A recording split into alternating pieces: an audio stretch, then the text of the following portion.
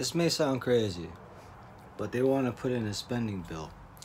And since spending is something very easy for government to do, how about we put in a spending bill that pushes energy independence as well as reinvestment into rural communities with incentive to move out of larger cities to distribute the people a little bit more thinner throughout the United States, decentralizing power and reducing the ability for government to have its effect on people.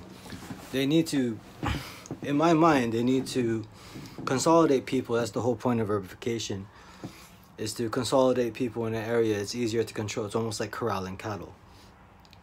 But if you spread people out a little more, and then when you spread people out, they're forced to gain energy independence anyway because that grid doesn't go out that far. If they can find a way to incentivize that, use it as a spending bill, and hopefully get a return of the investment, and then hopefully in the long run, it decentralizes the power. And it's going to be a long-term investment, but we're going to hit bankruptcy pretty soon. So we need to do something to invest. If we're going to spend money, let's invest it. And I think we should invest in the rural communities. At least we will no longer be reliant on grid, like centralized energy as well as centralized production.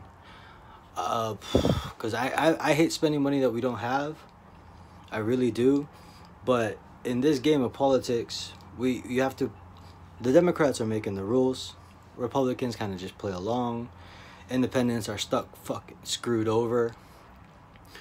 But if you can spread people out, find a way to spread people out and gain some kind of energy independence, energy, water, and land independence, production independence, and food independence. If you can spread people out a little bit more, it decentralizes everything. In the long run, it wouldn't allow for socialism to work, because socialism requires people to be consolidated into a small area. That's the only way you can control them.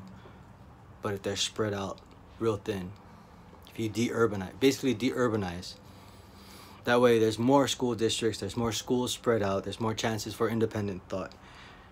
It's just a thought, man. But if there's something has to be done, and if we're gonna throw a spending bill, they want to spend on all of this, then we'll spend on all of that.